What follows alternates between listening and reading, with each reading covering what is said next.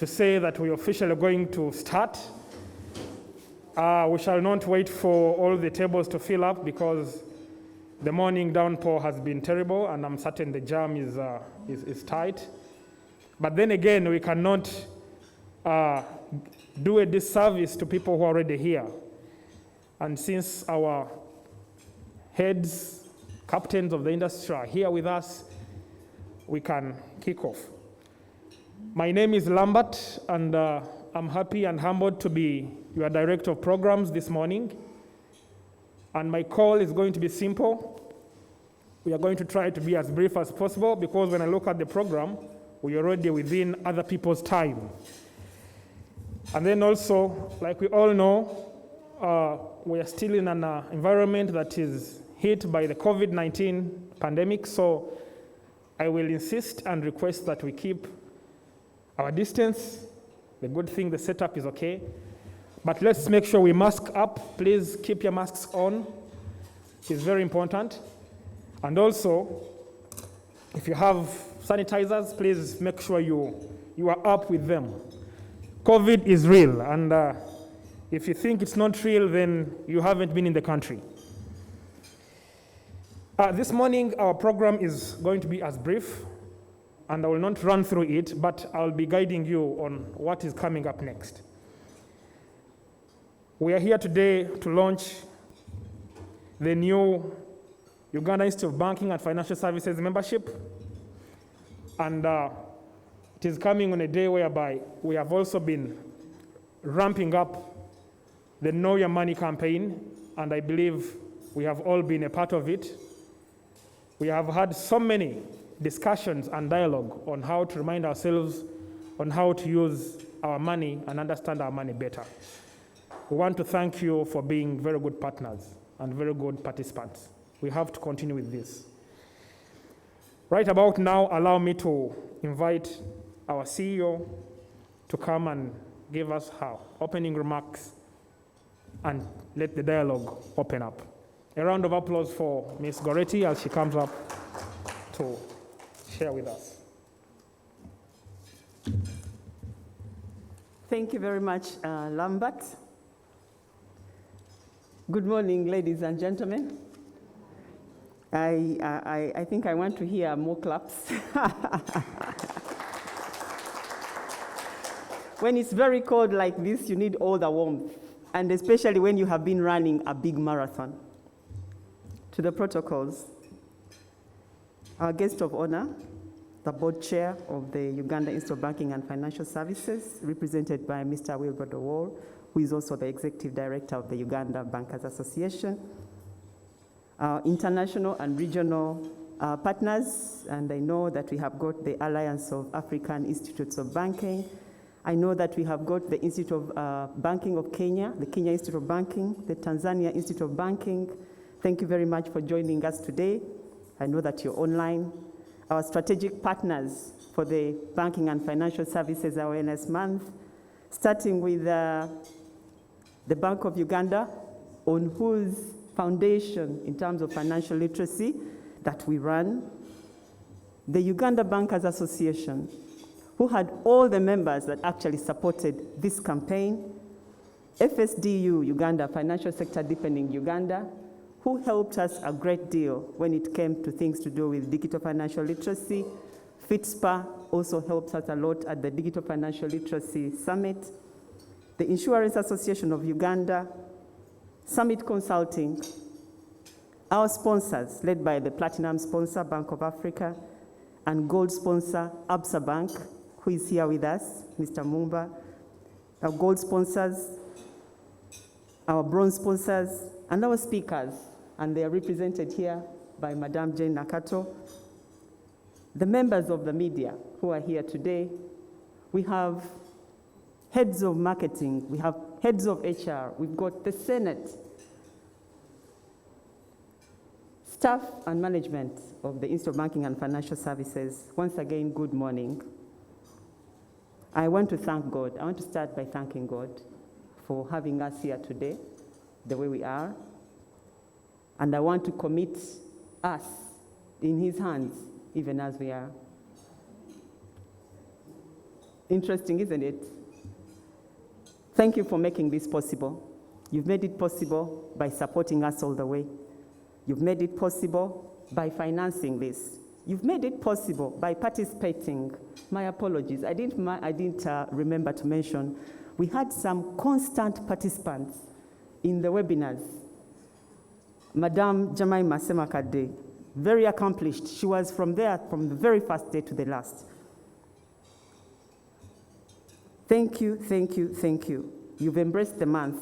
You have been learning as we learned. Our mandate as the Institute is to promote professionalism and financial inclusion among providers and users of financial services. And today we are here to celebrate both. We are here for a big milestone of launching a new membership structure and membership program for the Institute. But we are here to also celebrate the end or wrap up of the Banking and Financial Services Awareness Month, which was the first of its kind for the Institute. Let me dwell a little bit on professionalism, because it's the big thing that we are here for.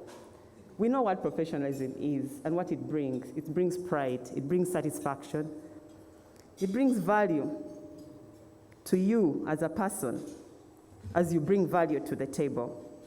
It's a door that opens many opportunities. Professionalism, really, you would say, and professionalization for that matter, is a process that occupations and trades go through to ensure that they turn that trade into true profession. And when you think of a profession, you're thinking about members, individuals, that are coming together to ensure that they are competent in a particular skill, in a particular trade. And not only competent, that they also have integrity. They are bound together by standards. And that's what we call a profession. So the question you would ask, are we achieving that? Or are we in an occupation in the country? Or are we in a profession as a country? And we'll get to see that. Now, why are we concerned and why we chose to make sure that we change or review the membership program? We chose to review the membership program because at the moment we have about, and for a very long time, the membership program we have had started in 1990. The Institute has been around since 1967 when it was allied to affiliated to the London Institute of Banking and Finance, then the Chartered Institute of Banking in London. And in 1990, we became autonomous. And when we became autonomous, we became a company registered as a limited by guarantee. And so we have got members. We've got our corporate members, we've got our individual members. Now, and individual members are where we are supposed to impart professionalism. And at the moment, we would say that the professional crop we have, those that have gone through professional training, are a limited 44 out of 15,000 staff that work in banking and finance. So the question I ask, are we in a profession or are we in an occupation or trade? We did some asking, dipstick research, and they would tell you less than 3% have ever had any sort of mentoring, any sort of continuous professional development. And that's where we are. That's why we felt that this was very, very, very important. So today, I want to welcome you to listen, to embrace and to enjoy the change. And I know that we have a number of HR people in the room. We have captains of the industry in the room. Mr. Ahmad Mahar, you're very welcome. Oh, he just moved out, and he's a member of the board as well. So I know, Mr. Mumba, you're in the room, and so many others. So I'm welcoming you to listen, embrace, and enjoy the change. I cannot leave the stage because Lambert has made it clear we have a lot to talk about today. I can't leave the podium without definitely taking you a little bit through the month. On the 10th of November, about 5 weeks ago, surprise, surprise, we were at the Sheraton to launch this month a concept that came together towards the end of August. So it was crazy, but we did it. We did it because we thought 2020 was going to be an exciting year. And then it ended up being the way it was. And we were very much on the verge of turning into 2021. And we had learned lots of lessons, all of us. As an institute that is responsible, or whose mandate is financial inclusion, it became very clear that this was the time to support each other and to talk to people about money. And to say that it's not just money, it's your money, can, whatever the amount. And that's what we've been doing the entire period. Financial literacy, as it is supposed to be really the ability for you to understand and efficiently utilize your finances.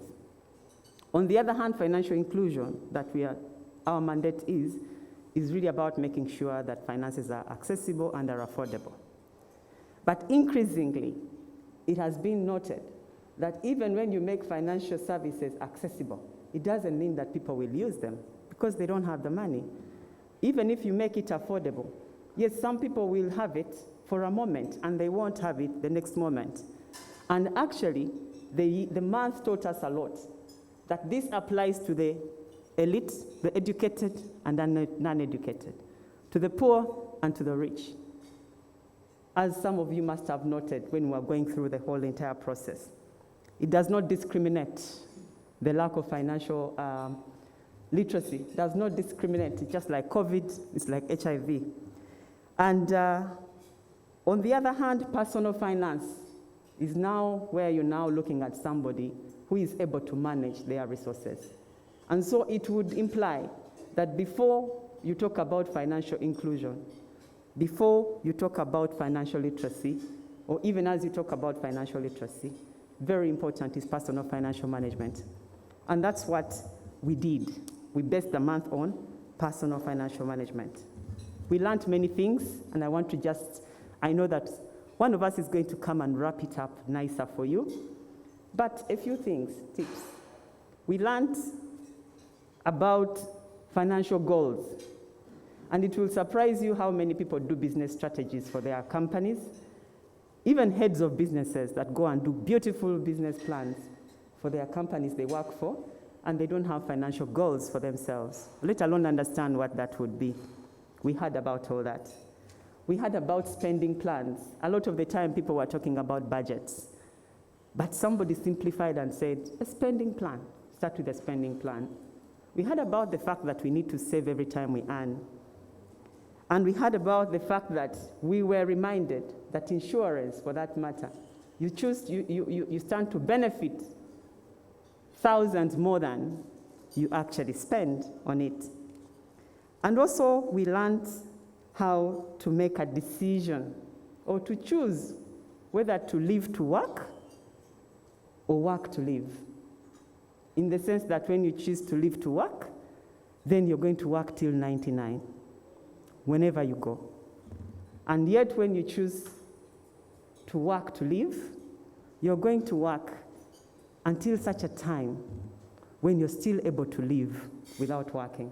We learned all that. And lastly, we learned, shockingly, that 5% of retirees, only 5% of retirees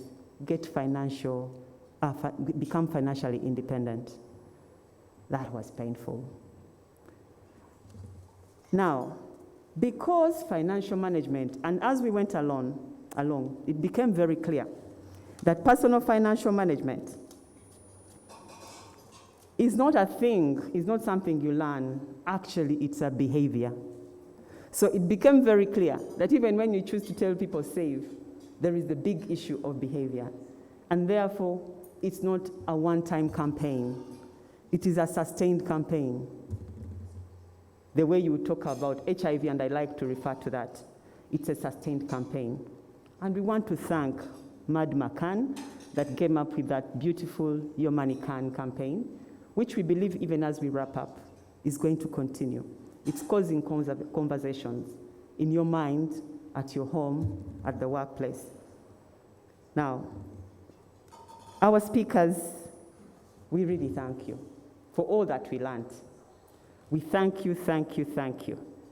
For the speaker that I see here and I know, she told us a lot about you. Start anywhere, start with anything, but just start. In fact, we learned that the difference between the people who have been successful in starting anything, any business, and those that are not in business is courage.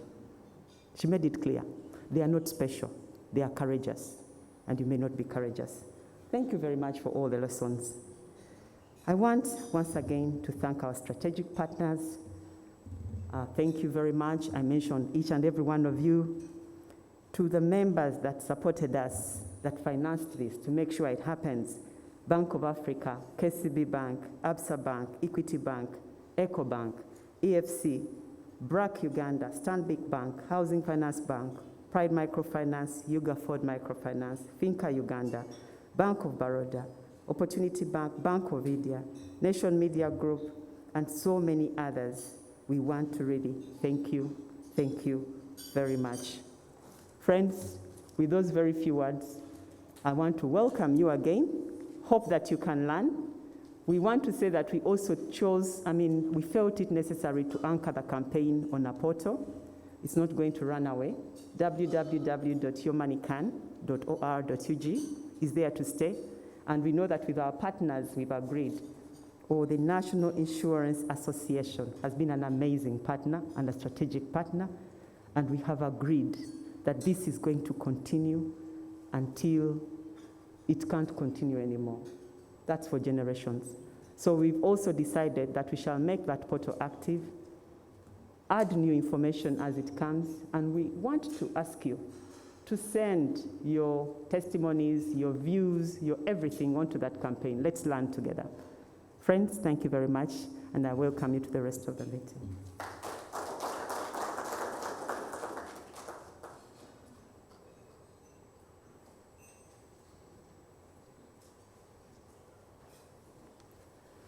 Thank you, Gority. Another round of applause for our CEO. Okay, right about now, we are going to listen to a few member experiences before we launch the new one. Let's first get to hear about how the experience has been for the current individual members that we have at the moment. And I will request that they will use only 2.5 minutes or so. I know you could have so many things to say. But allow me to invite Mr. Patrice Ochungroth to come and share with us. A round of applause for Mr. Patrice. I will tell you more about Patrice after he has shared his talk. And also, since I'm in charge of this session, I have a gift for you here, a very good mask from me, so you can, we can pick one. And I would request before you take over my microphone, you change it to that one, such that you are like me. Thank you.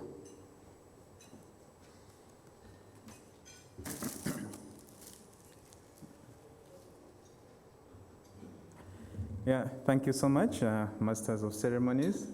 Thank you everyone who is here. As already indicated, I'm Patrice Ochungroth. I'm currently a consultant with IPC, German, and International Project Finance. Consultant.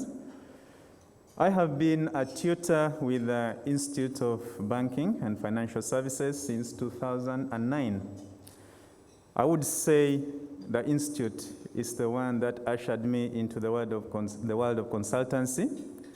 And since then, I have been in charge of short courses, professional courses, and academic courses.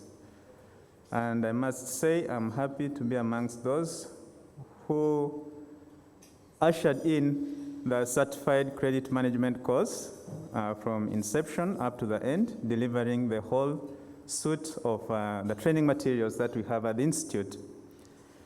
Of course, there are so many things I would say about the Institute since 2009 when I joined, but chief amongst them is I would say the way they have remained professional in terms of courses in banking and the wide array of courses that they have offered, so much so that now so many people can find themselves within the banking sphere by going to the institute. Things like the Bankers Magazine, which have now been regular, could be testimony to how far the institute has gone. And Bwana CEO, on that, we really want to thank you and your team for tirelessly working on that. Somebody would ask, what would I say as areas of, I would say, progress that they need to make? I wouldn't point a finger at any, but I would just conclude by quoting Warren Buffett, who says that the world is moving so fast that big will no longer beat small, but the fast will beat the slow. So I think for the institute, once you take that, you will beat everyone. It doesn't matter how small you are or how big you are, as long as you are slow, you will be beaten. Thank you so much.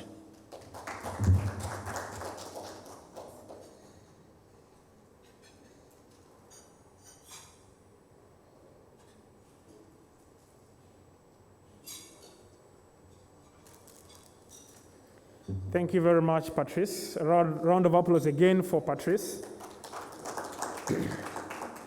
I have so many good things to talk about Patrice, but because I don't have the platform, my CEO has not allowed me to say that, so I will leave it out for that. Right now, let me now request another gentleman to come and give us 3 minutes of his experience as a member, and that is none other than Jingo.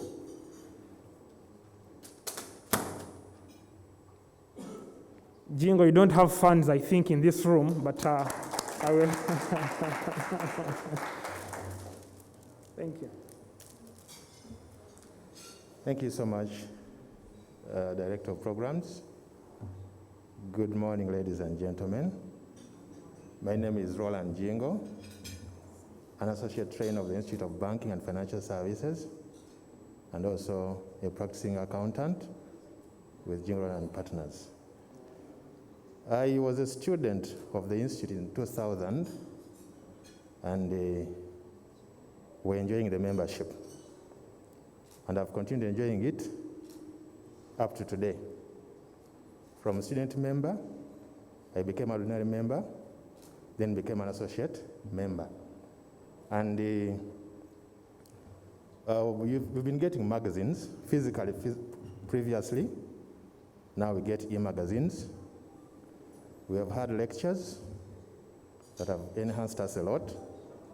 We have also enjoyed the Bankers Gala as members, and I was given the opportunity to be a team manager for about 6 years during that spell, and also winning medals and certificates is an addition for the members. On the side of the students, they are motivated to join the institution, and it has helped them a lot to also mobilize others to become promising bankers. I would like to thank the Institute for continuing to applicate the membership, and also would request that there's continuous professional development hours emphasized, because every professional body should have members who are up to date with the current market, and globally, it helps us to work in a very informed environment. Thank you for listening.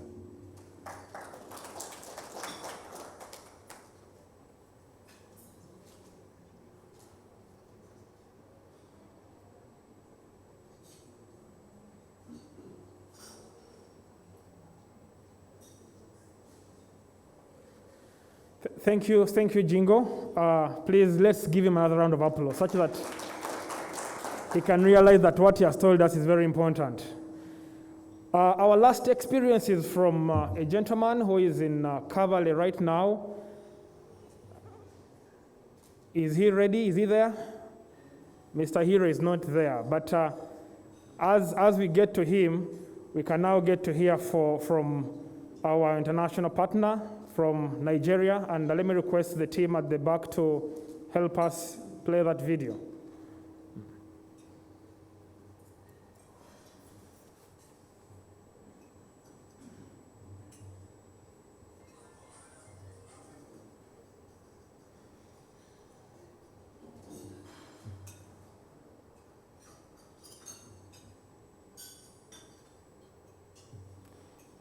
Do we have him? Okay, they're telling me it's a thumbs up, so we should be able. Thank you. I bring you good tidings from the Challenge of Bankers of Nigeria, the umbrella. I bring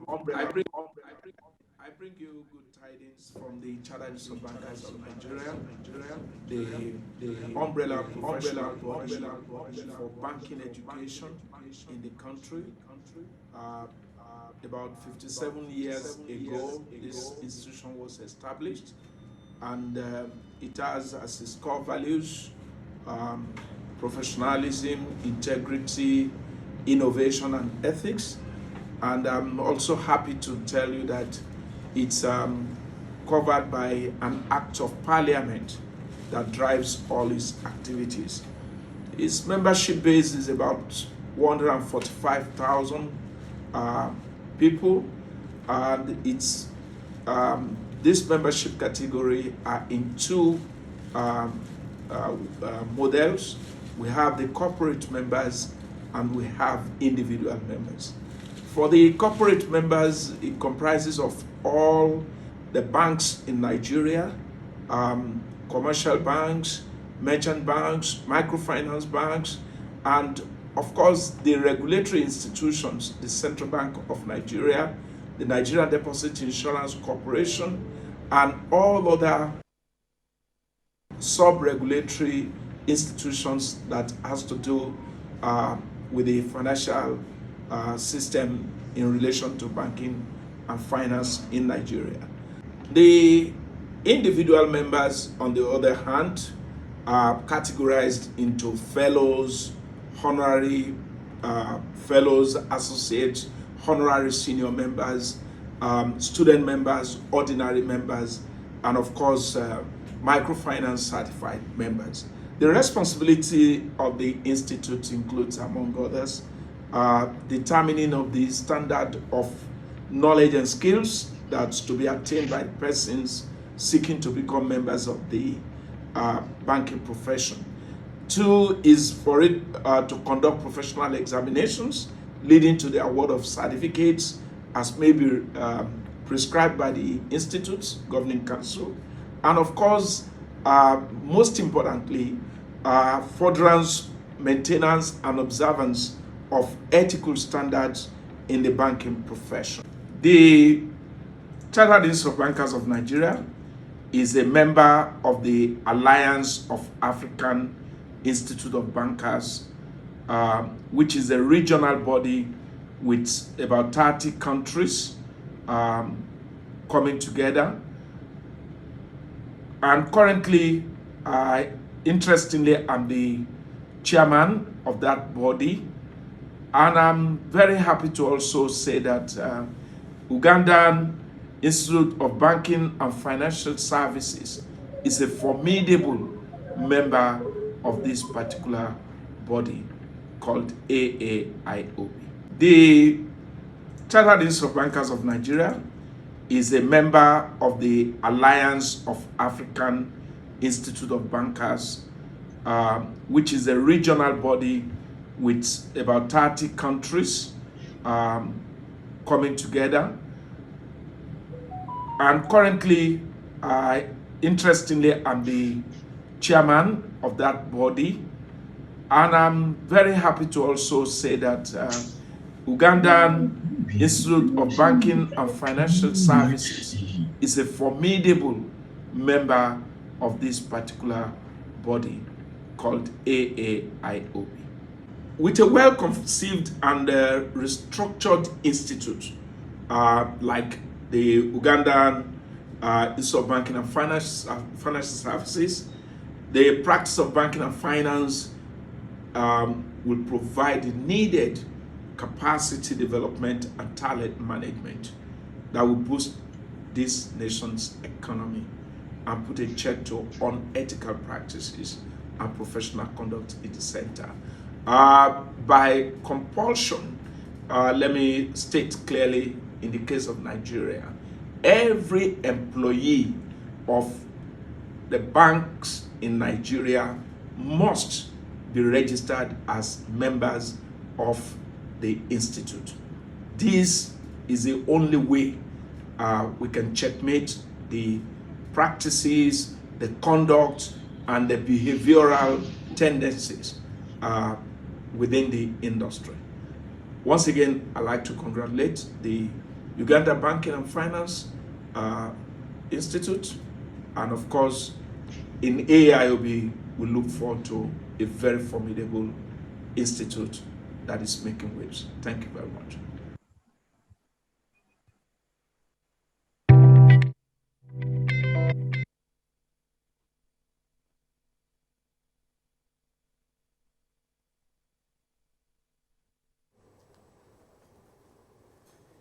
Thank you very much. Let's have another round of applause for a message from Nigeria. Like I'd promised that we would have someone from Cavalry, but it seems we have failed to get to him. I don't know why we can fail to get someone from Cavalry and we get someone from Nigeria.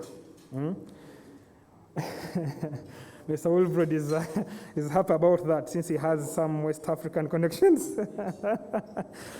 Okay, we are going now to have another West African message. You can imagine, we are now in West Africa. And we are going to have Charles from Ghana speak to us, share with us the Ghana experience. But as he comes on, I want to welcome all of you who have just joined us. We haven't gone that far. The real gist of the matter is about to come, and our board chair is present to be able to launch our new membership chapter. Okay, if Charles is online, we can have him on.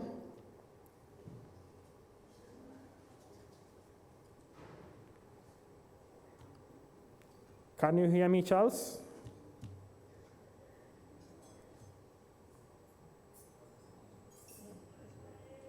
Okay, but like I said, it seems it is easier to connect to West Africa than Cavalry. I hope they don't disprove my theory. Yes, okay, as Charles gets on, okay, I think we have Charles now. Good morning. Good morning. Continue, Charles. Thank you.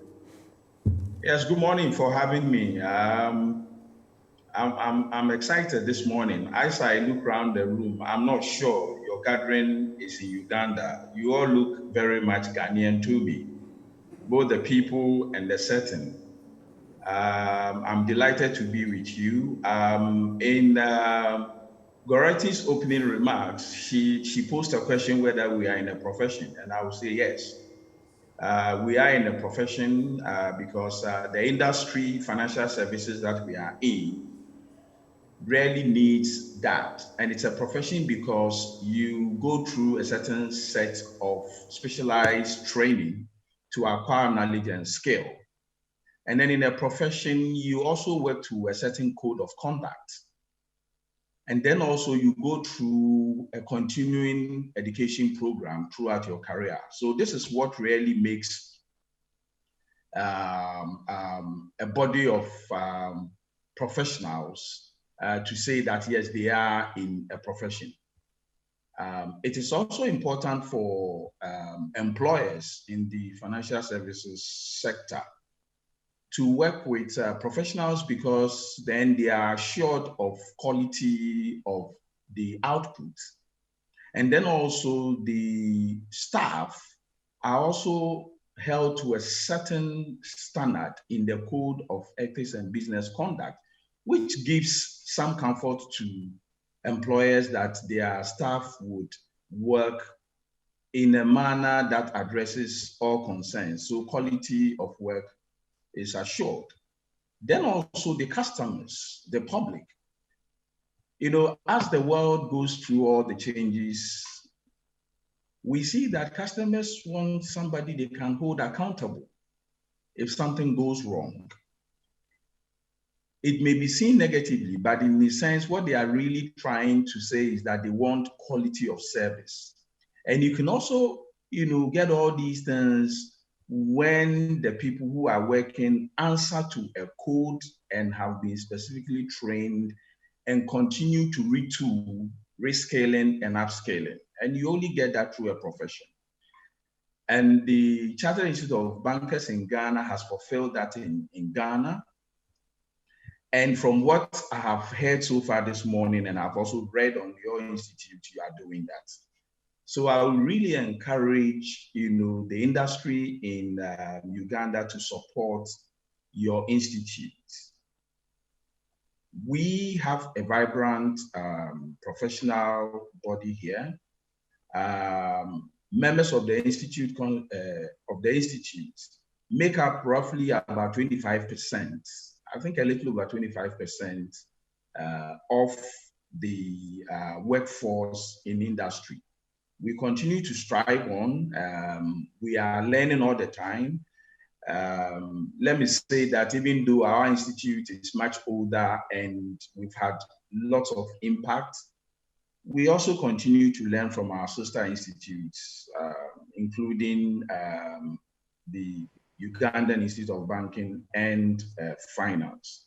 But I will encourage you to actually seek an act of parliament that will seek to give legal, underpinnings to the operations of your institute. And I'm also delighted, when Dorothy mentioned collaborations with industry. But I also encourage you that you formalize these collaborations in the form of a cooperation agreement. And you find that the deliverables will be clearer, you work more effectively. And I'm excited by your new membership scheme that you are launching. And I know it's going to be a great success. I wish you well, continue striving. The work is not done. And we are here, to also work with you, and we learn from each other. Thank you very much. Have a fruitful event, and may the good Lord bless all our efforts. Thank you.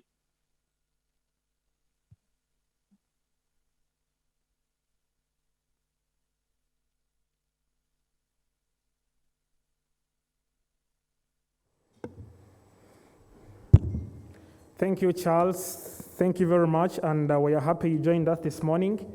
And this is how we show our happiness here in Kampala.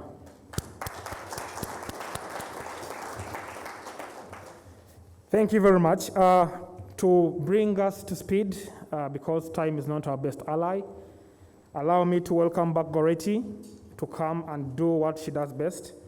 And she's going to present the new UIBFS membership program. And we are glad to be here with her. Good morning.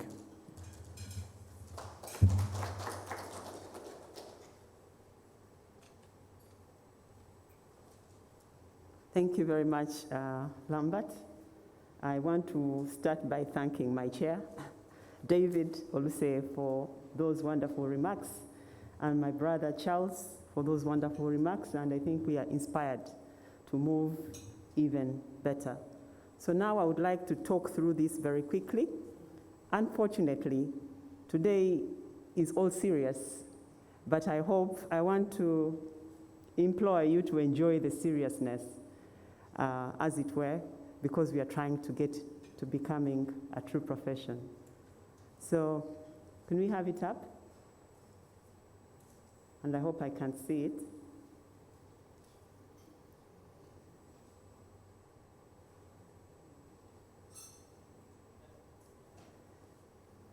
I'll speak through it very quickly, if it's not coming up.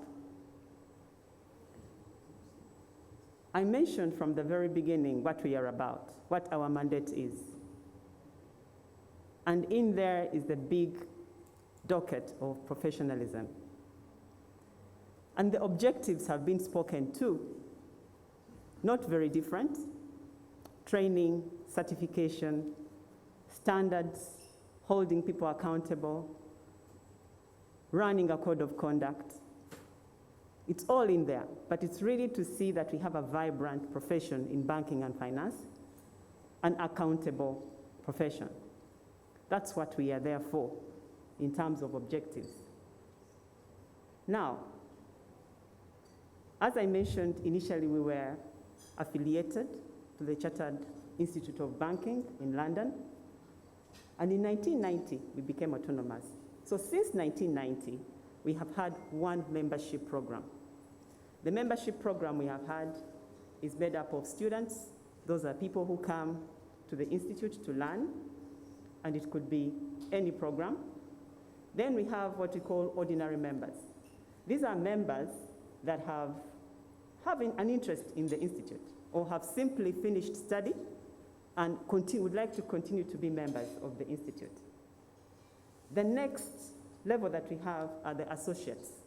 Now, the associates have graduated in our diploma. It's a one-year diploma, one-year program, the diploma in banking. When you graduate from the diploma in banking, and you have made 3 years in the industry, you become an associate. And when you become an associate, you now need to wait to become a fellow. You must have worked for 10 years to become a fellow. And you don't automatically become a fellow. You are nominated by fellows. Now, we have about 17 fellows, and we have got about 15,000 people. Okay, well, about 22 or thereabout associates, from whom you're supposed to get these fellows. In between, there is no continuous professional development going on. So I ask you, maybe no wonder that we do not have enough members. Maybe no wonder that the HR people do not find it necessary.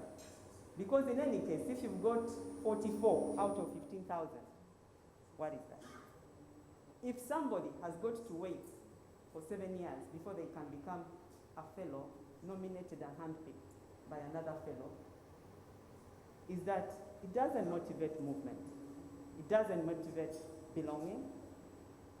You become a small thing somewhere that believes in themselves. So we also have honorary fellows, people who have distinguished themselves in the service of banking and finance. That is the structure as it is. And of course, we've got corporate members. Initially, the corporate members we had were those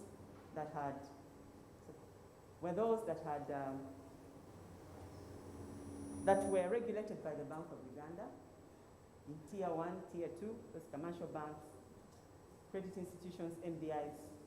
Those were the people that were, those were the institutions that were part of the corporate membership. This year, and I'd like to appreciate the board very, very much. This year, in May, the board sat and approved a proposal that we gave them to revive the membership so that it can motivate movement, progress, learning, and belonging, and pride. The board approved it. We moved it to the AGM. The AGM approved it. Can we clap for them, please? Thank you for trusting that you're clapping for a good program. So the program has now been restructured to motivate movement. And this is how it is. We continue to have student members. Those will be people who are studying at the institute. Then we shall call people affiliate members. It was felt that ordinary members, it's a good thing, but sometimes people don't want to feel ordinary. So we say, let's call them affiliates. Now, affiliates will be anybody who is interested.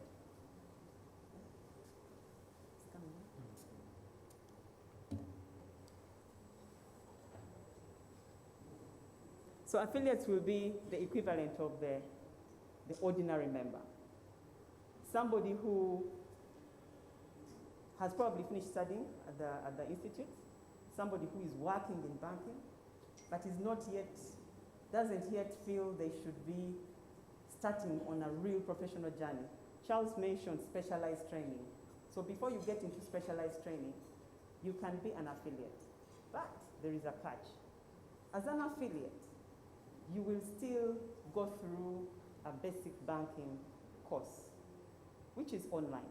Needed to mention that our programs are online, instructor-led, self-study, and we can do a hybrid. So usually, I worked in banking in the support side. I went in as a marketer. And so because I've gone in as a marketer, some people have gone in as HR, some people have gone in as procurement. Very interestingly, I'll surprise you that recently I was speaking to somebody there in procurement. And I told them, oh, we are coming up with this interesting structure. I said, for everybody in banking. She's like, no, that's not me. And I'm like, but you're working for a bank. Say, no, I'm a consultant actually. I do procurement. So there is the silo kind of work. So what the basic banking course then will do, it will make sure that we have everybody understanding a bit of end-to-end, having a fair foundation of a bit of end-to-end of banking. And we believe that it's only then that everybody can contribute in a manner that is valuable to them and to the industry. Cross-functional relationships. There is no other place that is more key for this than the banking industry because, as you know, everybody gets in as a graduate, not of anything. So if you go in as a scientist, you go through your way, you'll go to the top. You probably go to the top through a certain channel. But how about you understood a bit of banking and what it entails? So the affiliate member, at the very least, in their first year, will do the basic banking course. The next level will be the affiliate professional. The affiliate professional now will have started or studying what we call the Chartered Banker Program. The Chartered Banker Program is a 3-year certificate program, very much like your SCCA, your CIM, your SIM, your SIPS. So you will do that level, and once you've done that level 1, which, by the way, is equivalent to the former diploma, then you're now an affiliate professional. And you will have a designation from the institute and a professional designation. From the affiliate professional, you then go on to the second level, which in Chartered Banker Program we call the executive banker in terms of a professional designation. But in terms of the membership, you will then be an associate. So now you'll have gone through 2 years of specialized training in banking and finance. And it's not just for the bankers. I know so many people who are doing money lending, so many people who have an opportunity in starting business in finance.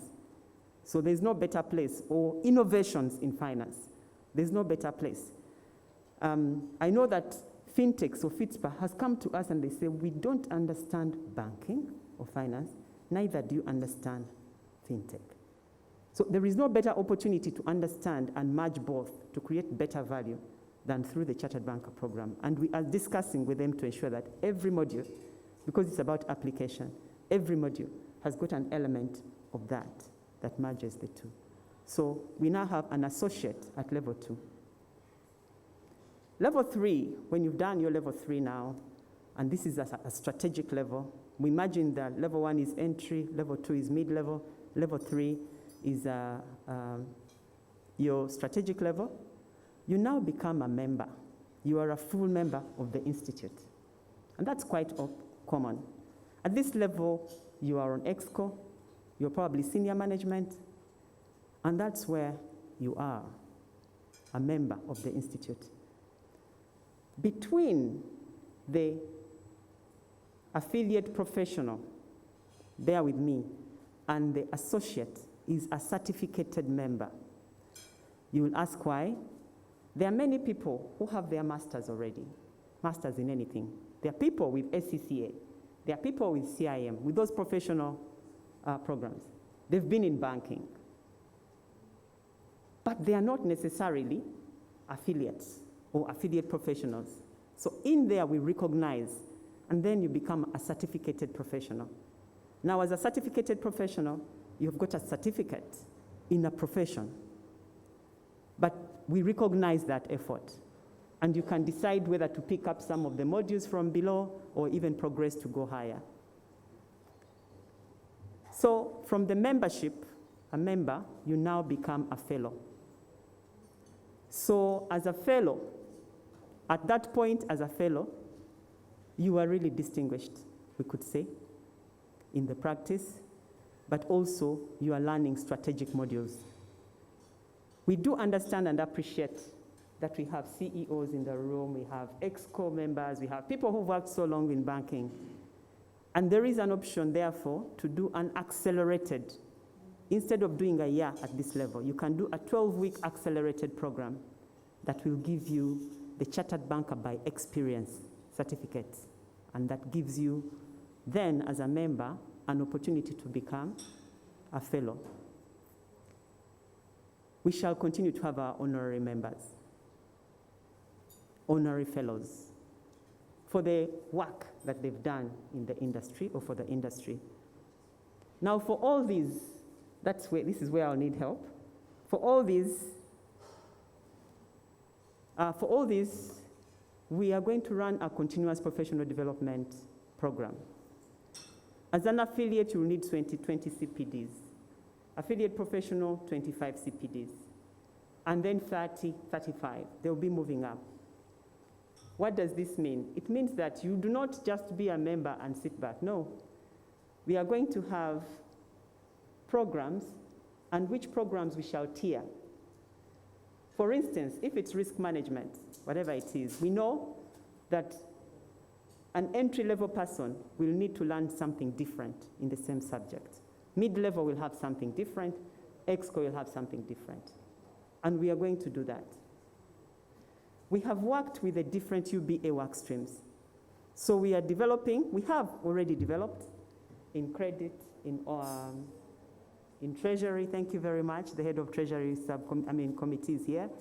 In Treasury, in risk and compliance, we've done on credit. We are waiting for HR because we know that even if I'm in risk, I need HR. And we are waiting for, there's another work stream that we are waiting for. We've worked with these work streams to understand the challenges, and they've given us these topics. We have scheduled these topics. So starting February next year, we will have continuous professional development programs delivered to you. Now, as a member, these are covered. You will not pay anything for them.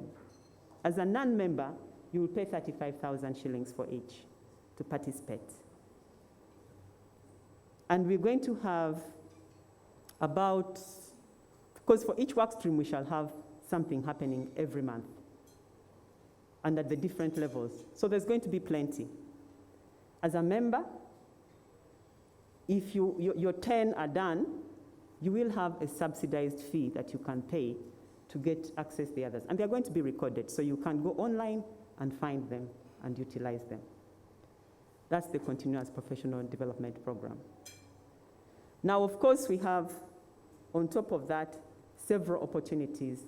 You can see clearly it's going to be good for your career. The designations will clearly show you as an HR that this designation means this person has gotten to this level.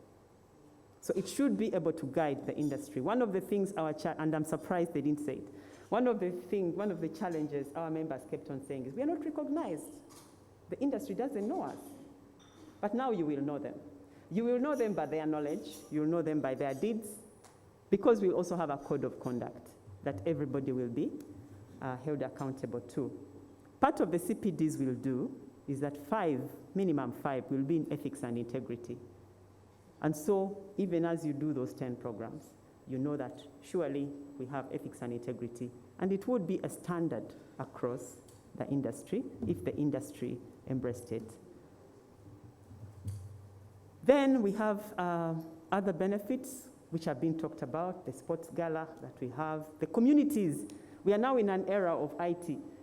It is going to be possible to say bankers from Namagunga, and I don't want to be biased, or bankers from Budo, or bankers from, bankers from different, and it will also be possible to say the operations community or the risk community, because we are going to know you. It will also be possible to have twins, birthday mates. We are going to know you. And we have a program, an online system that we have come up with. It's going to be so much easier for you to enroll, for you to understand, to pay online. All these things are coming through. No more bank drafts, as it has been, and checks. So that is also going to be solved. We're going to have a mentorship program. I want to say that every CEO I met, I've met about 14 now, mostly everyone is excited about mentoring. So we'll have those opportunities, CEO meetups, online of course, and maybe physical, they will tell us. That's going to be possible. And then peer-to-peer mentoring will be possible. I've met so many bankers, 15 years and above, who tell me, I want to train, but they haven't trained at the institute. I've met insurers, Jonan, thank you for being here. I've met insurers who say they would like to train at the institute. So membership will allow you the opportunity to grow as you grow others. They are tiered benefits, and you'll get to see them. Each of you will get a brochure. If you leave us your contacts, we'll send you an e-brochure, just so that you don't touch something that somebody else has touched. And you'll get to know more about the entire program. Corporate membership, before I leave the stage. Corporate membership, the board found it necessary, especially now that we are talking banking and finance, to extend membership initially to regulatory bodies, and I'm excited that Nigeria mentioned that. Regulatory bodies in finance, training bodies in finance, banking and finance. The larger MFIs, I think, is our next level, or next approach. And so, as well as bodies that are actually working in finance, for instance, financial sector deepening Uganda, development partners that are working in finance. These also now can become corporate members of the institute because of that realization that we are more than banking and we need to speak the same language. So clearly, as an individual, you can come from wherever you are and become a member. We are also going to have soft skills training. I can say that we have about 100 leadership audio books waiting for you once you become a member. And so business advisory, all this will come through. Anybody can be a member. Ladies and gentlemen, I don't know whether you clapped for nothing, but that is the program that we are looking at for you. And we hope that the industry can embrace it. Let's enjoy banking. Let's not just look good. I want to end by saying something I said before, and I'll keep saying it. The profession. Every time I think about bankers, the more I have gone through the month, the financial literacy, the more I realize that it requires behavior change for clients to come on board, the more I realize that competition is not with the customers that we have. Competition is with the customers that we don't have. There are many more. But why don't we have them? 15,000 people. Maybe we are not, when a banker leaves, how many bankers leave the bank? Go out and talk about banking. Leave the environment and go out and talk to a sister about this investment. I've been informed that somehow it happens that when it's payday, the human resource offices tend to have people coming from outside, sometimes looking for money to be paid by the people inside. So you see that we all need this support. We all need this professionalism. We all need this as members. I also keep saying, at home, in a gathering, a doctor will call you. They see you walking and they can tell you have a problem. They'll call you and say, have you, what's happening? What's going on? You look this, you look that. They'll diagnose you and they'll tell you what to do. If they don't, when you go to a party and you have a problem, you will look out for Dr. Auntie or Auntie Doctor, and you go and tell them. The question I ask you, how many bankers look out for people they see in their homes and families and tell them, I think you should do this? or how many family members come to you as a banker to tell you, I have this problem. What can I do about it? I leave that for you. I think that we can do better. Thank you very much.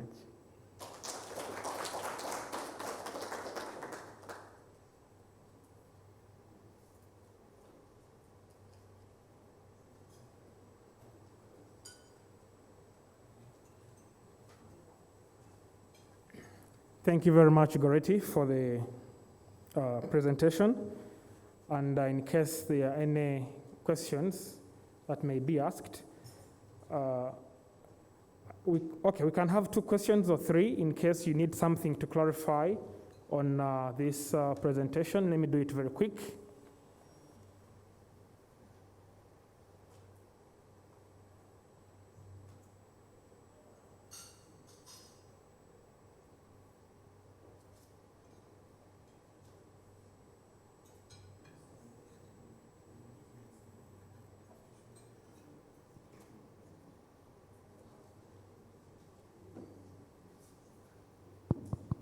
Hello?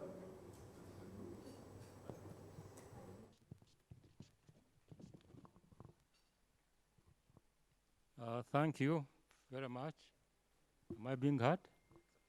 Yeah, I'm Paul Karmar Ndiargai, FCIB London, and FUIB Uganda. I thank the ED for her program, which she has told us, but there is one thing which I didn't get clearly. I am a life member of Fellow Chartered Institute of Bankers, London, but I didn't hear something about that in Uganda. I don't know whether there is that program also, so that after qualifying for so many this and that, you become a life member. You can pay something, you can do what up front, and you become a life member. I didn't hear something about it. Thank you. Thank you very much. Any other question? Oh, yes, Doctor.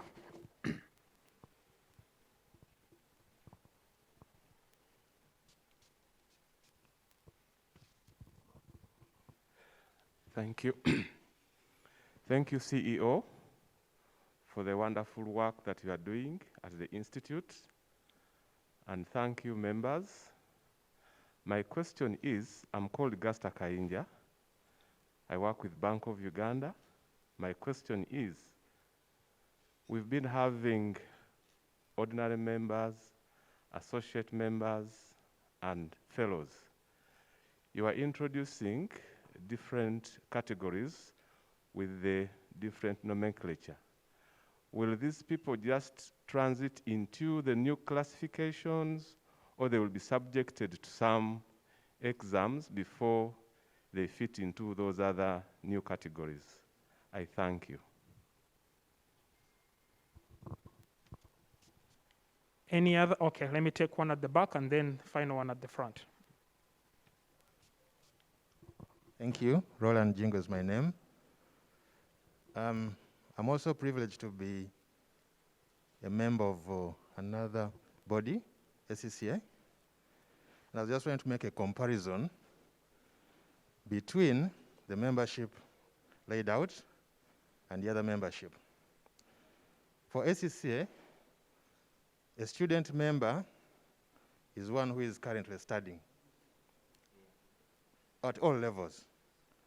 When they complete, they become affiliates. When they satisfy all the requirements, they become full members. When they practice for 5 years with continuous professional development, they become fellows. So I'm just wondering whether these who start on the chartered program at the different levels, don't you think they should stay as students until they complete, then become affiliates? Thank you. Good morning, everyone.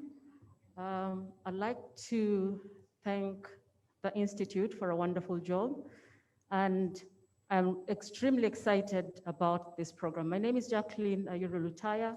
I work for Mercantile Bank and representing my CEO, Mr. Paul Senyumo. My quick question is, like most professional courses, professional development courses that are introduced in different institutions. What are we as the Institute going to do differently to ensure that we increase our membership over the next, say, 5 years? So we move away from the current 5% to at least 10, 15% in the near future. Thank you very much. Thank you. Okay. Thank you very, very much. And I let me start in the order that the questions have been given. Dear fellow, what I forgot to mention was that we didn't leave any stone unturned. We have an exemption and credit transfer policy. The exemption and credit transfer policy will, first of all, recognize your qualifications elsewhere. And that's part of the work of the Senate. We shall then know, and they just policy, if it is like for like, then you will be welcomed into the membership of the of the Uganda Institute of Banking. So the credit transfer policy is clear. SECA, CIM, Masters in Finance, all these programs, it's very clear. So we shall find a way of making sure that you get to where you're supposed to be. For instance, it's very clear that everybody has been in banking for a very long time. And the credit transfer policy and exemption is supposed to recognize the fact that you've spent time working. So there's an experience element, and you will be able to do exams. If you feel that you don't have to go through class, but you can do the Chartered Banker 2 exams, do them. And convince the Institute, or the Senate for that matter, that you're actually worthy of it. So that has been really taken care of. The issue, and I hope I'm understood, because everybody's at management, many people are management, EXCO, they want to know where they fit in. That has been dealt with. It should also be possible now to the original members, or the members that have the current designations, it should also be possible for you to just do modules. We've had that, you've seen that, and say, I'll do this module and this module, because, for instance, the associates feel just align with the first level of the affiliate professional. But we agreed that the associates will remain associates, because that's what they have been. But we believe in professionalism, and it will be clear you're an associate of a particular period. It will be clear what you have done. Something to remember is that, and that answers the next question, student member. Of the presentation didn't come up. I needed to tell you that we shall have membership designation and a professional designation. When you are a student, it's understood you can't do as many CPDs because you're studying. It's understood you're already paying tuition fees, and therefore you have a less fee for membership. And I'll request the membership manager, when he comes to show you the simulation, to talk through the tiers of membership fees for the new structure. So you will pay 100,000 because you're a student. You won't pay the money other people are paying, but you will have a professional designation. So for instance, you may be a fellow, yeah? But when your designation is Chartered Banker. So if you stop paying your dues as a fellow, or if you stop, you're not a fellow of the Institute, right?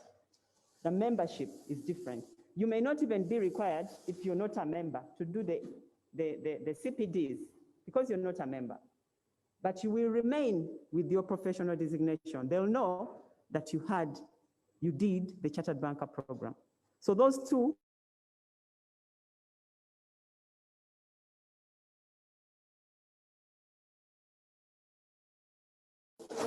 So employers will need to know the professional designation and the membership designation. The membership designation, while the other will tell you somebody is a graduate of ABCD.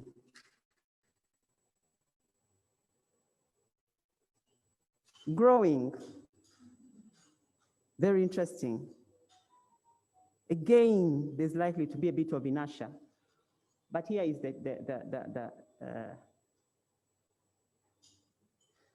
the situation.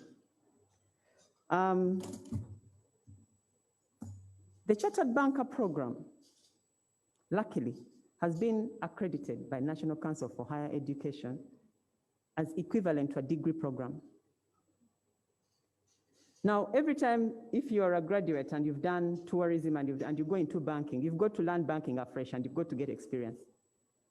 Currently, we are also going to welcome new crop straight from university, straight from S6. If you want to go into finance, there's no need to go elsewhere.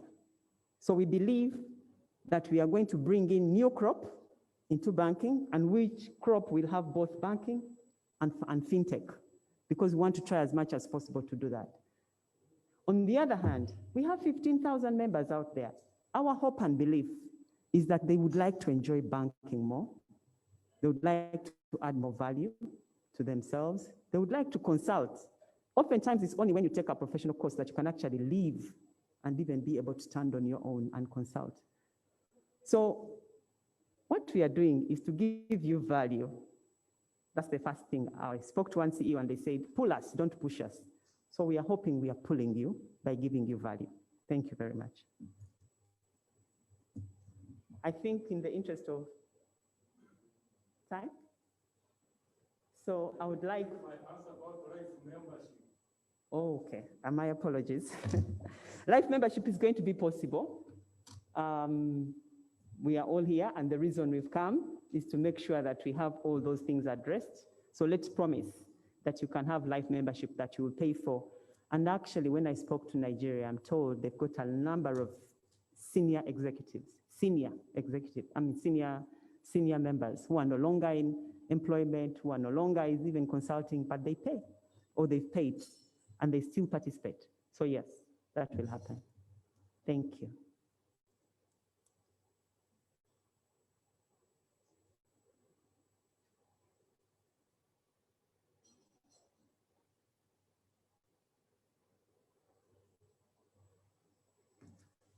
Thank you very much for the clarifications, Goretti. We shall have more questions as we go along, and we are here to make sure that we get our answers correct. Very quickly, since time is not our best ally, allow me to welcome Mr. Sulaiman Semakula to take us through the membership portal and how it's going to be navigated through. Mr. Semakula, a few minutes for you, and thereafter we shall have a word from our board chair, and then we go into the launch of our new membership program, which my dear CEO will help me with that. Thank you, MC. Good morning, ladies and gentlemen. My name is Semakula Sulaiman, and I work as the Membership and Business Development Manager at the Institute. The CEO has made in her presentation, we have revised the membership program to make sure that our members get the best experience when they become members of the Institute. So the idea behind this portal is to make sure that everything that we do, every member interaction with the Institute is online. Like she made in her presentation, we have expanded the levels of our membership from previously 5, now we have 8. So we start with the first level, which is basically a student, it has not changed. So when you look at the old structure and the new structure, we still have students forming the first level of our membership. And then we have now introduced the second level of our membership. Previously, we had ordinary members being the second level of our membership. Now we have changed from ordinary to affiliate. So now the second level of our membership is affiliate. From there, somebody progresses to the next level, which is affiliate professional. And then when you want to professionalize further by enrolling for our Chartered Banker program, you start progressing to the next level, which is the affiliate professional. And then from that level, you move on to the next level, which is the certified professional. That is basically level 4. And then the 5th level is associate. So previously we had the graduates of our certified professional banker program who would apply and become associates of the institute. Now with this new structure, somebody must be able to enroll for our chartered banker. Then once you've completed part of those levels, you progress in our structure according to according to how fast you are able to complete one level to another. So from certified professional, you move to associate, then from associate, you become a full member of the institute. So at this level, we expect that you've completed our chartered banker program, and then you are now a full member of the institute. So at this level, we expect people to have a lot of knowledge about the industry, and then we give you the provision, we give you the allowance to progress to the next level, which is a fellow of the institute. So previously we had this level as well, fellow, and it's going to be still at the same level. So we'll still have this level, and our former fellows will still sit at this stage of our new structure. And then we also previously had honorary fellows. So this structure, under the new structure, we still have honorary fellows, and these are people who are distinguished, who have offered distinguished service in the banking and financial services industry, and we still recognize that the people who have contributed to the sector, and they need to be recognized in a special way. So we still have this category, even under the new program.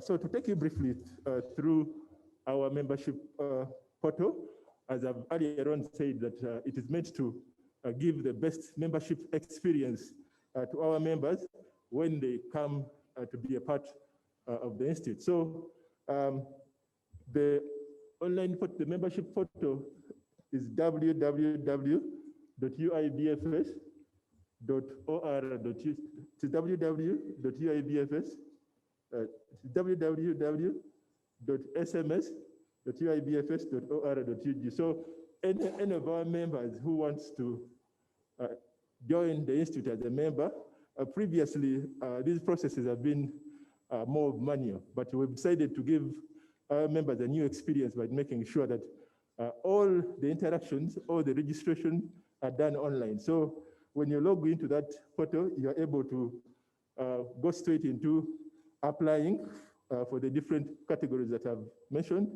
And here you should be able to fill in your biodata, upload your academic documents, upload your CV, and then once all that is done, you're able to submit your registration to, you click on submission, and then you're taken to the next stage whereby these documents have to be reviewed on the back end by officers from the institute. Then once your application is successful, you get feedback that everything is fine, and then you're able to continue. But however, this system is able to capture everything that you've put into, all the biodata that you've put into the system should be able to be captured, and then you're able to get feedback from the institute, whether your application is successful or not. If it's not, then we give you feedback on what you need to do, all the kind of information that you need to supply. So all this feedback is given online, and then you're able to proceed to the next level, where you're able to pay for the membership, the membership subscription. And here we are, again, you have an auto-generated invoice where you're able to know how much you're supposed to pay. And then we also have online payment options where you're able to select which option you need to pay, and then you're able to pay. If you have a Visa card and any other online payment system, then you're able to pay online. So we have made it certain that everything that you do is online, so that we try to minimize physical interactions. Everything is online. The benefits about this new system is that You're able, like I've said, all the registration is online. You're able to amend your biodata online. You're able to get messages notifying you about your membership status, about renewals of your membership, about how much you have to pay, about events happening at the institute. And then most importantly, the CEO talked about the CPD program. So all this is actually embedded on this system where you're able to track your CPDs, you're able to know how much how many points you've generated over the year, and then you're able to even know the upcoming CPDs. So it gives you that allowance where you're able to know when you're supposed to do and apply for these different CPDs as they happen. And lastly, this system is able to give us internally a report about all our membership status in form of the different categories and what the different, the different biodata about the different areas, like how many males, females. So it gives us that allowance to be able to sieve and get to know everything about our members, as long as everything has been entered into the system. So we're able to track all that. So most importantly, this system, like I've earlier on said, that should be able to give our members the best experience they can when they're joining the institute as members. Thank you very much.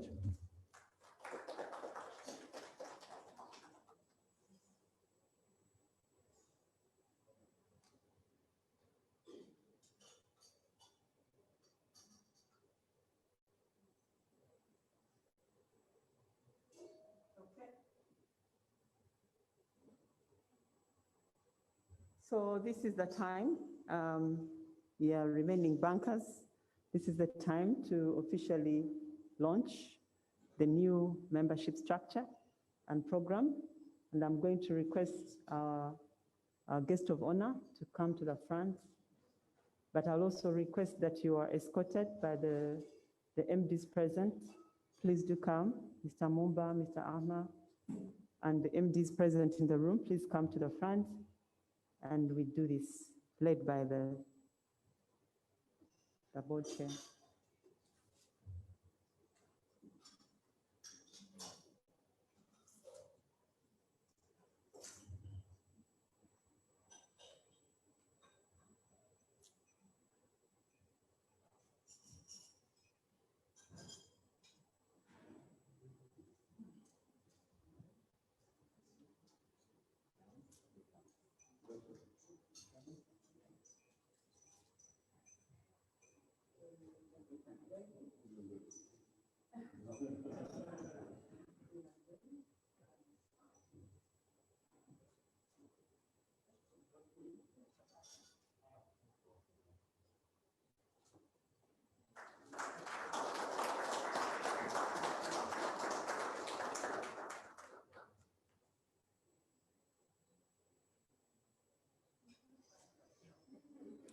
When he puts a full stop on the signature, you do the clapping.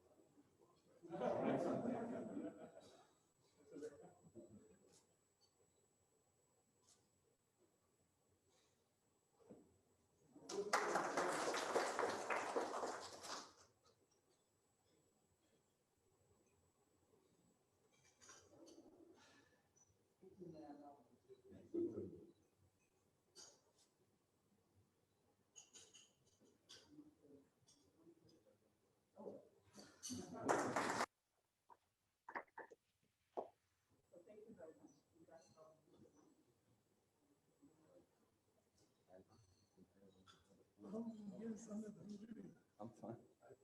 But we managed to do the letter, eh? Okay.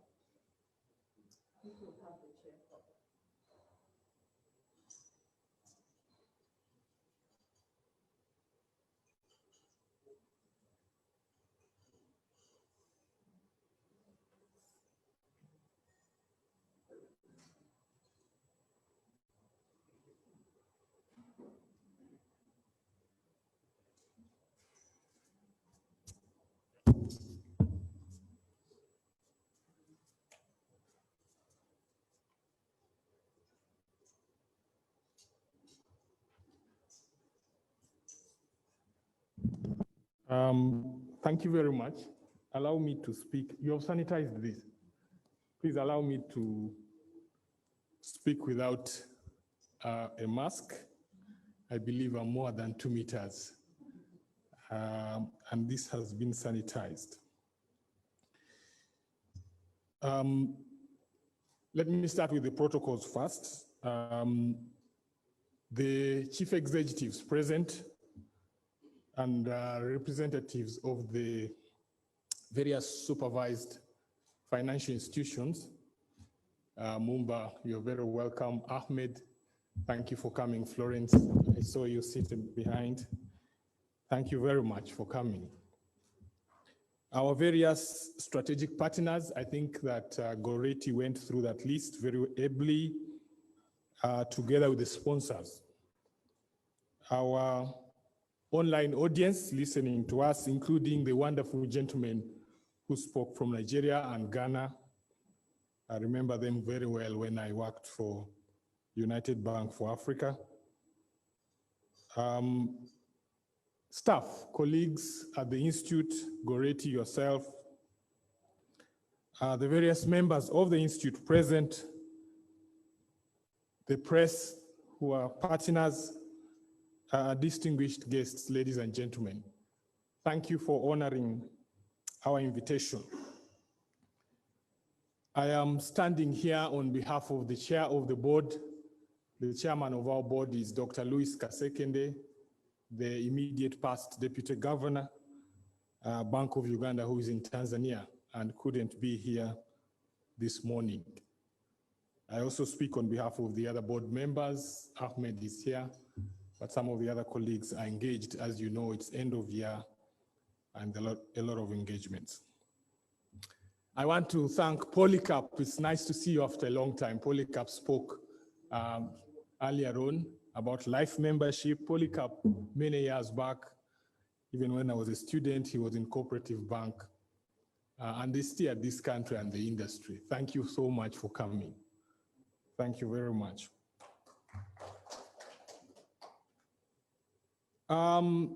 Goretti, I want to thank you for the whole month. A lot of work has been done on the question of literacy through the theme of Your Money Can. And I'll speak briefly about it and then go into the membership today. Financial literacy is key, very, very important, because it empowers people. In my earlier years in banking, as a retail officer, as a manager, as a customer service sales officer, we saw a lot caused by gaps in knowledge.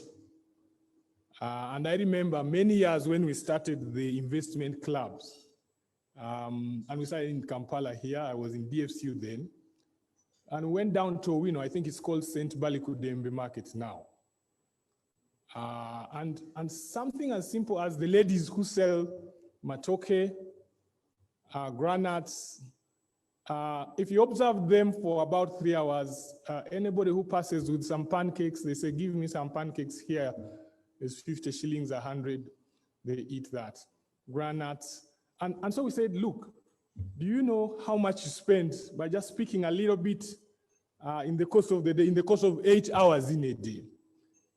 If you just formed an investment club and keep throwing in what you would have spent the whole day, you will be surprised at the end of the month.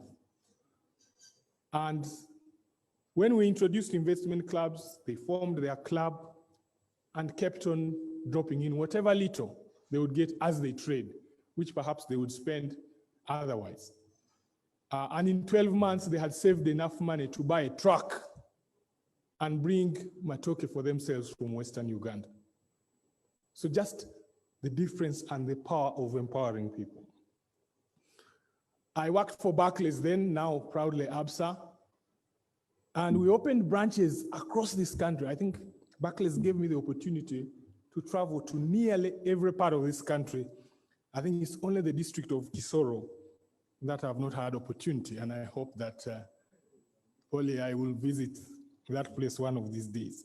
And when we opened branches, you know, the way we set up branches, it has glass, tiles, and in some of these remote areas, the Mola Tar district, do you know where that is, Mumba? Yeah, Pader. They are remote parts of the country. And when we went for the launch ceremony, yeah, the population feared to come and said, the branch is open, come inside. And said, they removed shoes and said, perhaps we will not enter here. And this was a service center for the community. So it had to take a lot of work. And therefore, I thank you very much for the campaign you've been running and the wonderful things money can do. But this morning is about the new membership program. And I liked the questions answered and what you took us through. When the persons who spoke first in terms of their experience, and they said everything that we wanted to say. The intention about this membership program, and we have 16,000 people are working in the regulated financial institutions alone. Remember, there are lower tiers now and many other service providers. And with the National Payment Systems Act now law, there are many more players coming into the payment space.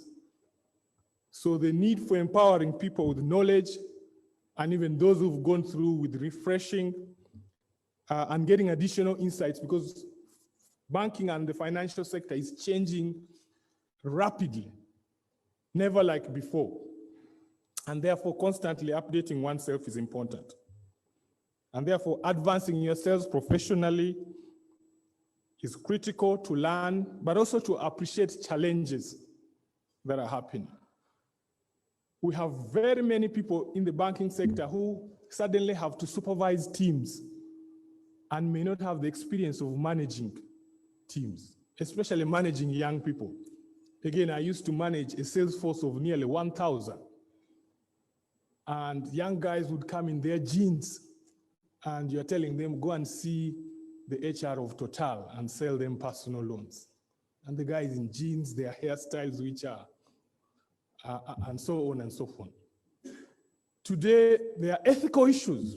We've had, last year we had challenges of compromise of customer information, where they would say, so-and-so has this balance, so many billions in their bank account. Ethics and integrity.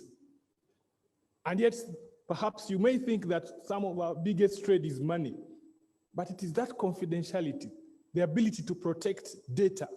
And now there's a law in place that has heavy penalties when we have breaches, whether as custodians, processors, or otherwise. So membership and the benefits that come with them will be very, very, very critical. There is the issue of fraud today. And as we go more digital, it's becoming more sophisticated, much more sophisticated. And as we develop more digital products, you need to just not know the features, the risks, and the fraud trends. There are people who've taken it as a duty 24/7 to find how to defraud financial institutions. And financial institutions keep people's money, therefore defraud everybody else.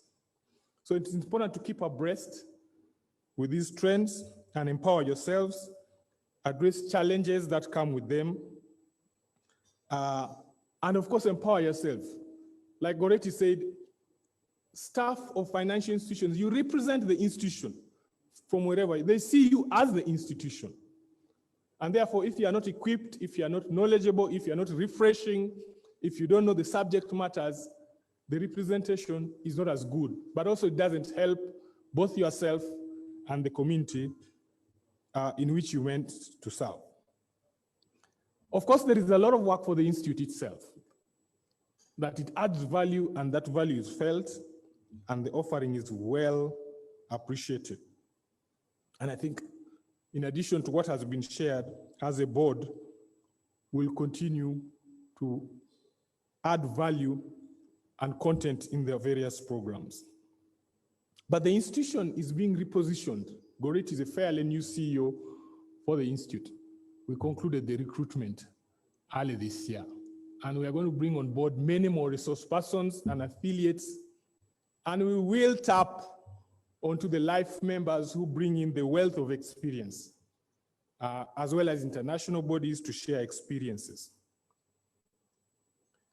As an industry, we want to recognize the training that you get from the institute so that for promotions and subsequent upgrades, the certificates and papers and categories of membership becomes a mandatory requirement that we recognize as we promote, because then that adds value and gives weight.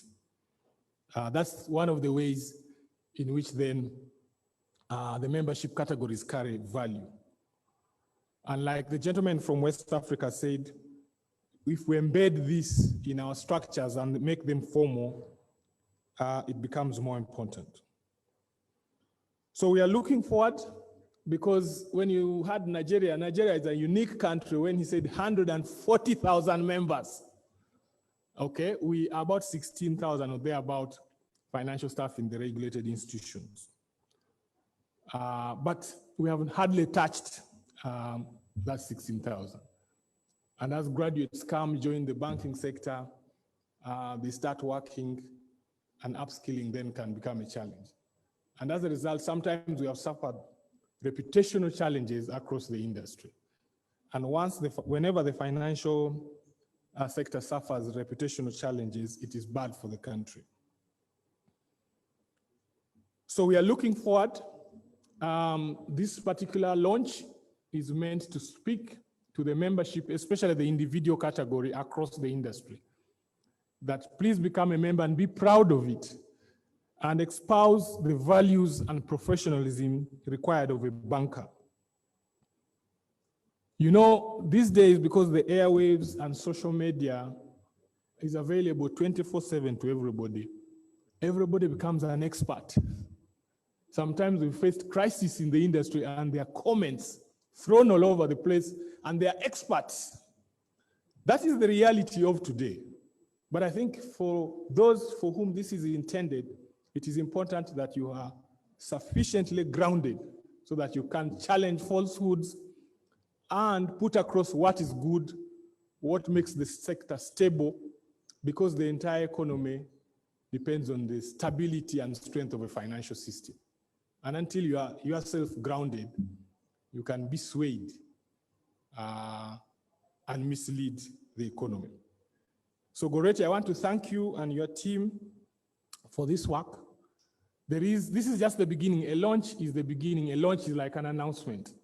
It means that the engagement must happen at the institutions themselves, and that they see value in being a member, and they see recognition in being a member, and that they are constantly refreshing themselves. Also for management, again, very good comments that I had from the various associations. ACCA, they have a methodology in which, you know, the membership categories are recognized and so on. We never stop learning, and therefore can be good to keep comparing and benchmarking across with the other professionals, the lawyers, the architects, you know, the medical profession and all the others. So we look forward to this particular day's event to expand that membership, especially in the individual category, but more importantly, to enrich and empower our members so that they can do best what the industry should be doing. So once again, I thank you very much for coming, and I thank you very much for listening to me. Thank you.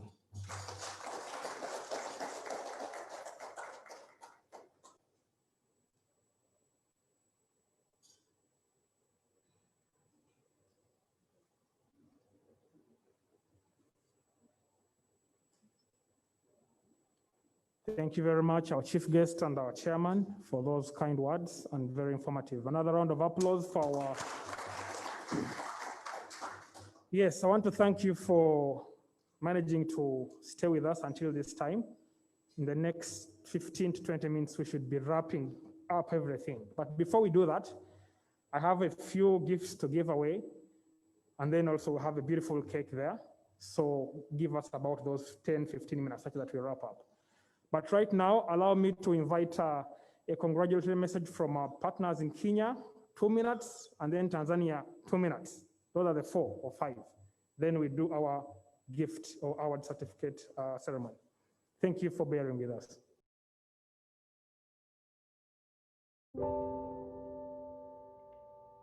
My name is Martin Muroki, the Acting Chief Executive Officer and Head of Training, Learning and Development, the Kenya Institute of Bankers. As the Kenya Institute of Bankers, we are extremely proud of the Uganda Institute of Banking and Finance as you launch your membership program. This is an important milestone for your institute, and we are happy to share in this important milestone. The new membership program will not only place the institute preferably in the banking industry, it will also create value for all banks, bank staff, and those intending to pursue a career in banking. The membership program will be pegged on 3 important attributes. Number 1, academic qualifications. Number 2, professional experience. And number 3, continuous professional development, CPD. Under this program, we are certain that this will be a merit-based recognition within the banking industry, hence making the banking industry attractive to everyone. This growth is in the right direction. Members will feel alive and appreciated by the Institute. With this kind of membership levels and benefits, members will derive value from the Institute. The Kenya Institute of Bankers, as a sister institute, assures you of our full support. We would have loved to join you physically as you launch your membership program, but the current restrictions have posed a huge challenge in us being there with you physically. Under our umbrella body, the African Alliance of Institutes of Banks, as African institutes, indeed, we have something to learn from the Uganda Institute of Banking and Finance. Once again, good job, well done. To the entire management and staff of the Uganda Institute of Banking and Finance, we wish to salute you. We wish to specifically appreciate the Chief Executive Officer, Uganda Institute of Banking and Finance, Goreti Masade, for a good job well done in steering and leading the team in launching this value-adding program. Good job well done. Hello from Tanzania. My name is Patrick Mususa. I am the Executive Director of the Tanzania Institute of Bankers, also the sister institute to the Uganda Institute of Banking and Financial Services, with whom we have been cooperating for a number of years in joint examinations and also joint programs such as the East African Banking School. I, representing my institute, TIOB, would like to express our extreme celebrations and pride in seeing a sister institute go through a transformation such as remarkable as their membership program. The Uganda Institute of Banking and Financial Services has reached a milestone in bringing forth this new membership program. It is a new offering in terms of membership services, which are value-driven, which are career-driven, realizing the need for the professional banker to continue to grow their skills, their experience, and also to to continue to grow their professional profile and their career profile, as well as their skills and knowledge base as they journey through their lives in this professional career in banking.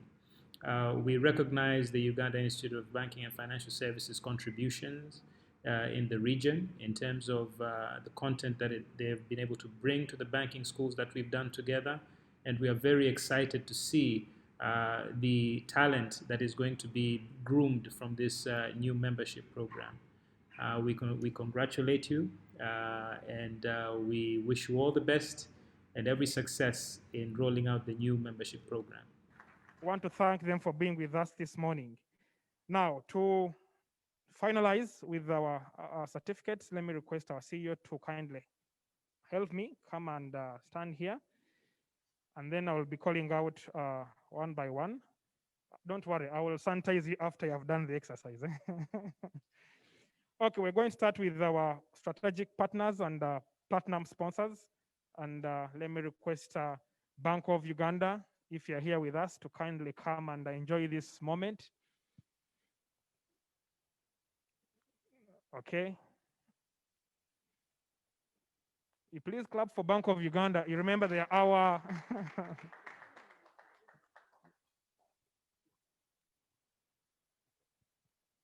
I've been corrected that it is the chairman now to do it. So please, I had prepared some other big stuff, but well, take everything away.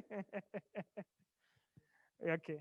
Don't worry, I will sanitize you after the function. Thank you.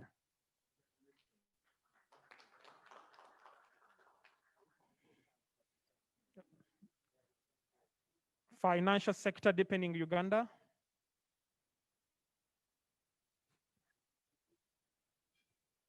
Anyone with us here? Uganda Bankers Association. Aha, there should be someone. Yes, our dear MD is here.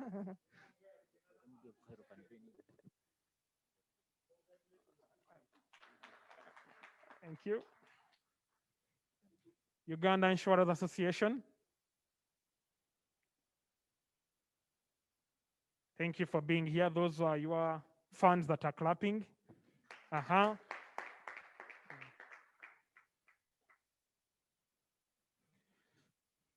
Summit Consulting Limited, for all the help. You have been superb. Please, thank you very much.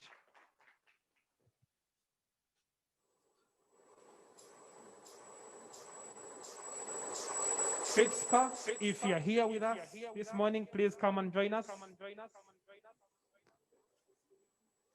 Anyone from the FinTech? Okay.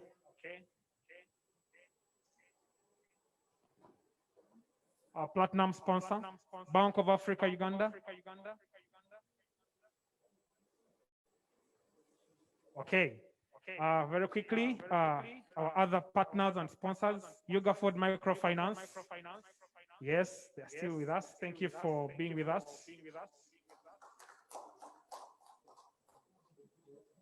Okay. Our dear MD. Oh. Okay.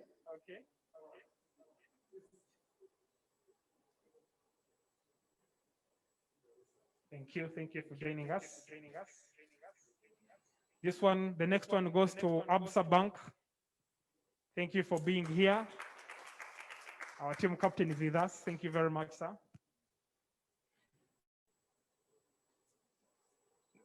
KCB Bank, are you with us? KCB. Okay, thank you for the help. Equity Bank, Uganda. Equity team. EcoBank, Uganda. If you're still with us. Okay.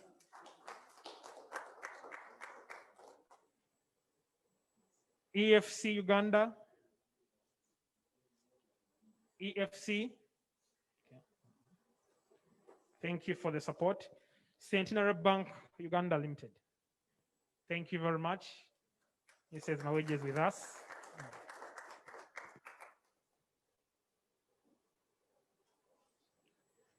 Thank you very much for being with us. Stanbic Bank, Uganda. Stanbic. Okay. Finca Uganda, if you are still with us, want to thank you in absentia. Bank of India, thank you for the support. Pride Microfinance, okay, you are online, I can hear you. Opportunity Bank, okay, we have Opportunity Bank with us, thank you. As Opportunity shares the moment, let me request Housing Finance Bank if they are with us. Thank you so much, Housing Finance Bank. Okay, Bank of Baroda. Oh yes, we have Bank of Baroda. Thank you for being here.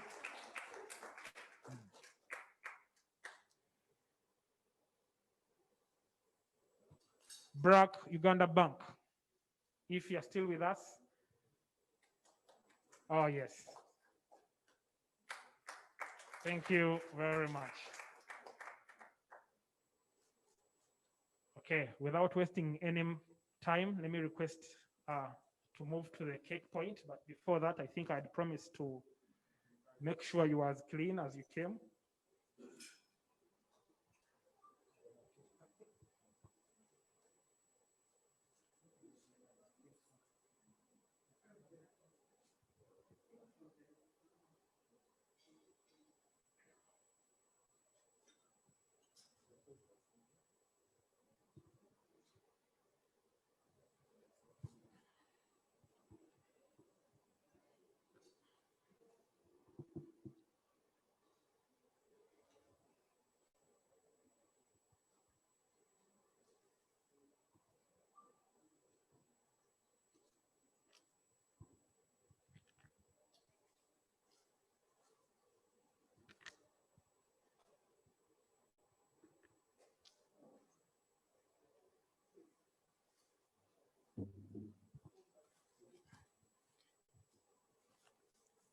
Yes, ladies and gentlemen, we're now going to do the cake cutting. A function without a cake has never been one, even in the morning like this one.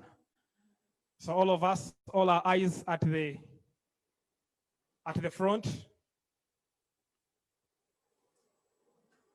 At the count of 3. Okay, 3, 2, 1. Congratulations. Thank you very much. Thank you very much for being with us. Allow me to request the chief guest and our team captains to sit as we try to serve them the cake. For any conclusive remarks, let me request our CEO to say 1 or 2 words before we depart.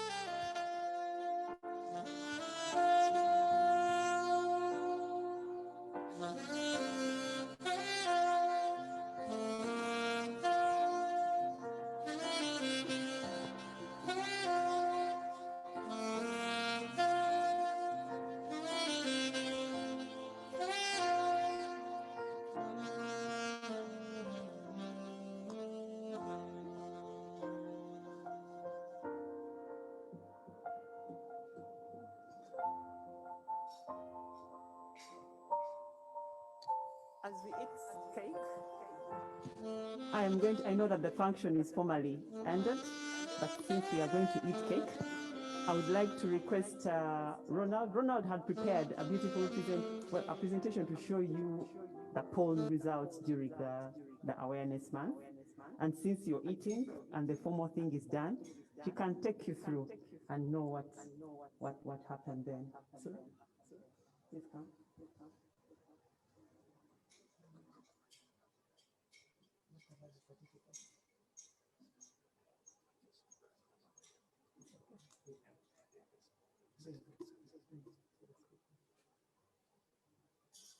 So we prepared a small token of appreciation to our speakers, and we have 2 speakers present, and I'm told that will come, and I'll request you to stand up again, our chair, just to appreciate them when the tokens come, and something else will find you where you are. I would like to also recognize Jemima, please stand up, and your token will come. Jemima, I think Jemima was at each and every webinar. She's a very successful lady with business interests in tourism. She's got what you would love to have by the side of lakeside of Victoria. Let me put it that way, in Entebbe. I was amazed to see her every day. And she called and said, I learned so much. So we really appreciate you for coming, and your token too will come. Thank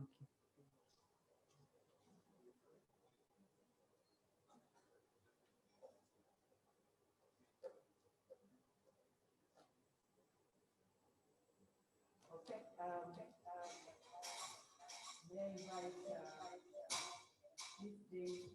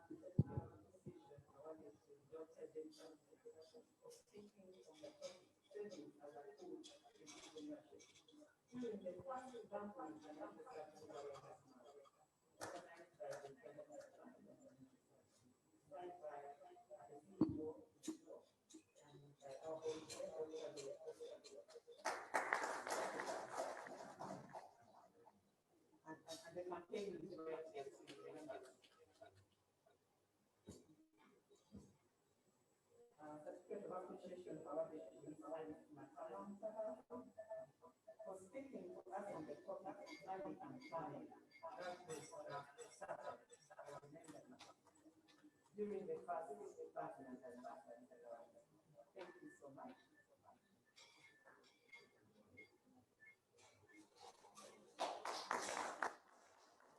Thank you so much. When you do that, please come back. Yes, the best student.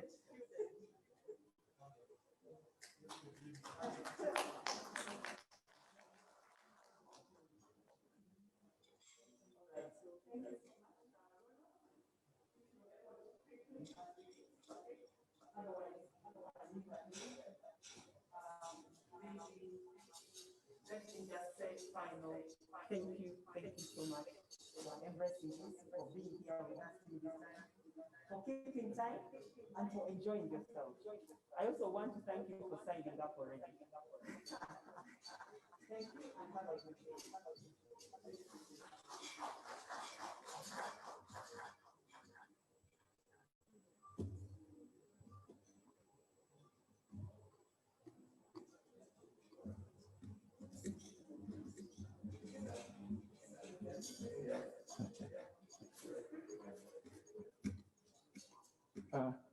Mr. MC, you know, events like these and days like these, looking around and thinking about where we've come with the whole awareness month, it just makes me want to say, you know, one of the key, one of the most trending, you know, slogans, which is on today. But this time I won't say Katumba. I will only say Goretti, oh yeah. Our chief guest has already said it. Goretti has done a very great job. This started as the whole, I'm here to wrap up the awareness month. It all started with a thought from our CEO. She suggested it and pushed all of us to go through or to follow through the leadership. I want to say, Chief, we are honored to be under your leadership and guidance.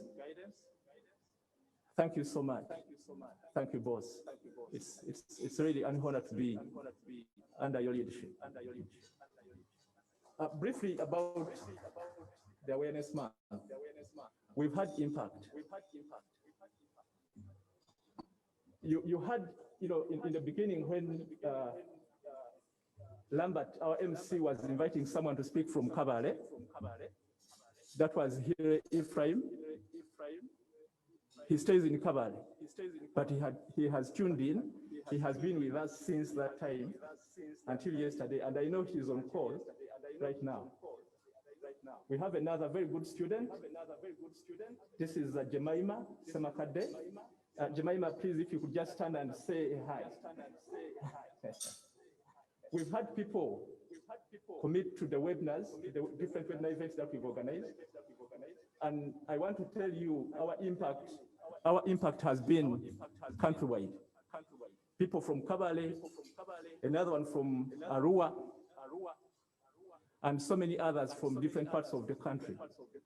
We want to say thank you so much.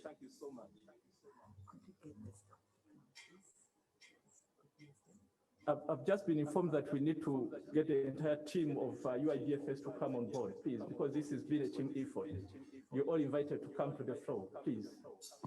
Very quickly. Very quickly.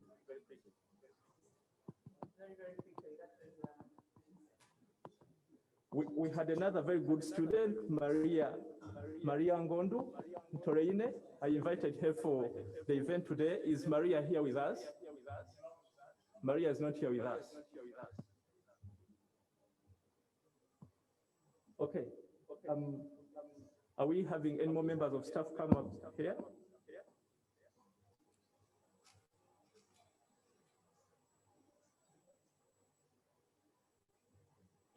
This is the team that has been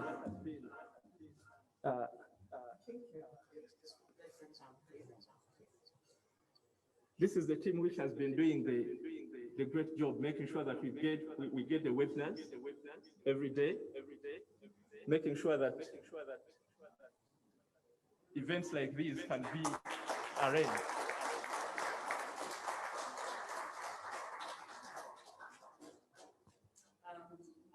I would like to say a very, very big thank you to the team.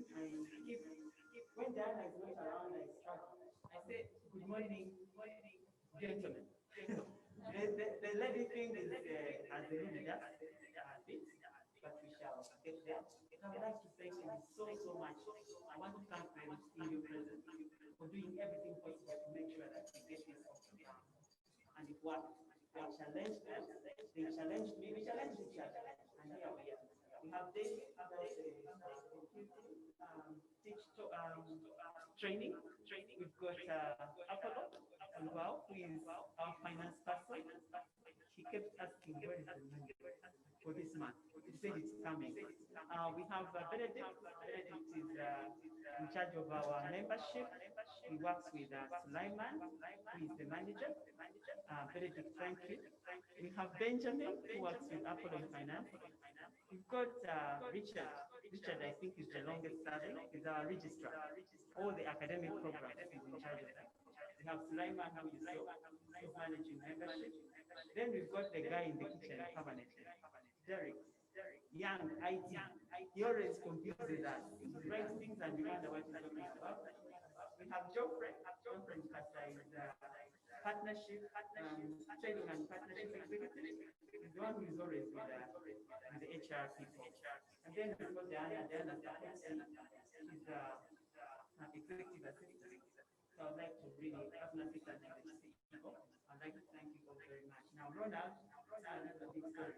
Ronald is another partnership and education manager officer. But when we were starting the webinar, we needed somebody to moderate. He will tell you his story. Every time I send out and it's Ronald moderating, I get things like such an amazing job. But he hasn't done it. He has his own story. Thank you so much for being here. Thank you so much, Chief, and thank you so much to the team. Thank you so much, colleagues. It's an honor to be working together. Just like Chief just said, that kind of effort to moderate the webinar just started with a question. You know, when I was challenged to do it, I wasn't ready, and the question was, when are you going to be ready? And that was the beginning of that kind of work. I've put up something, and this is just to show you how we progress with the events. Just to show you how we have performed and how the progress of the event has been. Derek, if you can help me.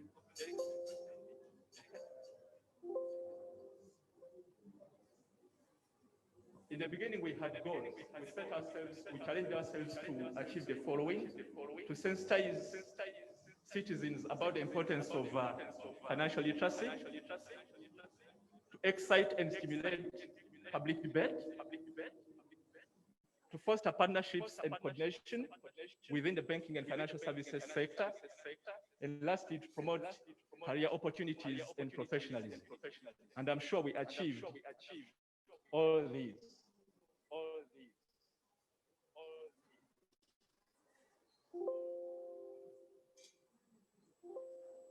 Our key messages have been hinged on the 7 pillars of the financial services, of the financial literacy curriculum as set out by Bank of Uganda. Personal financial management, savings, loans, investment, insurance, planning for old age, and financial service providers.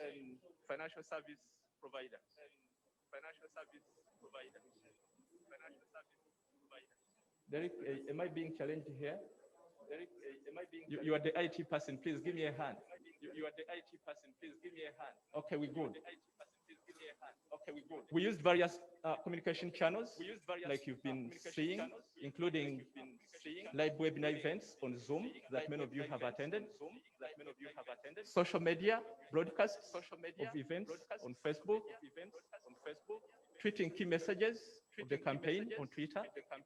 We also have a dedicated portal. That portal is going to be operational until the next session or the next event of the Awareness Month. We also had physical events. For example, the launch of the campaign, the Digital Financial Inclusion Summit, which was held at Grand Imperial Hotel. We have interviews with the media, just what we are seeing our leadership having right now, and radio and television talk shows. Those are the different channels that we have used to get to the public or to spread the message. We have had key successes. In other words, we have managed to achieve the objectives of the month to a greater extent. And some of these successes include information dissemination around financial literacy. We managed to put out a lot of information regarding financial literacy. Behavior change aspirations, we are going to see how. Excitement and debate on the topic of financial literacy. Knowledge on core aspects of financial literacy awareness. And lastly, conducting polls to establish the level of awareness on all pillars of financial literacy. I will start with a brief on how we delivered on information dissemination around financial literacy. 1,523 people tuned into our live webinar events for the entire period of the Awareness Month. We had a viewership of 1,523 people. That's how many people we managed to reach. We had another 1,033 posts that were generated on Twitter on the day of the campaign launch. And these tweets or these messages reached 433,366 people, plus another 934,673 impressions, people who saw our messages. UIBFS content published on Facebook during the Awareness Month hit 770,843 posts. We managed to reach 114,320 people with over 1.2 million impressions. That is a milestone in as far as dissemination of information is concerned. We created excitement and ignited debate on the topic of financial literacy. Right from the beginning, at the launch, people were eager to learn about financial literacy. For example, we have comments and feedback that came in from different participants. For example, one comment from Robert Afema, saying this is a fantastic campaign. Financial literacy has long been ignored in our country. Thank you, UIBFS. That shows you how people got excited, how people were eager and thirsty for knowledge in the financial literacy arena.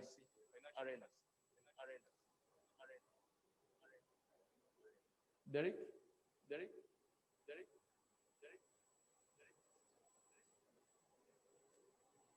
We also managed to create knowledge around core aspects of financial literacy, awareness. Throughout the month, many participants appreciated the learning they acquired. We generated knowledge and people appreciated the knowledge that they acquired. One comment came through from Agnes Ikuret saying, I run a small retail shop. I have learned making a budget and spending according to the plan. Saving is a must. Thank you, UIBFS, for this initiative. These are some of the comments that came through from people who had the acquired knowledge and they were happy with the kind of learning that they had achieved.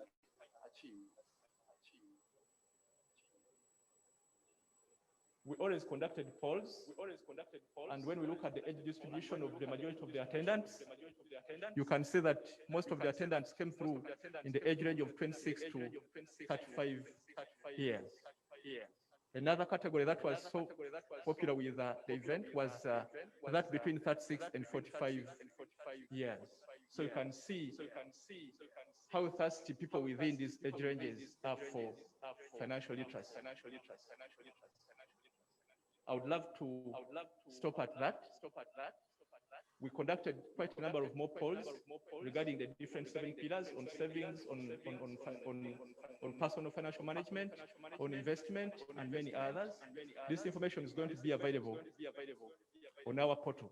You can reach it at www.yourmoneyken.or.ug. I thank you all.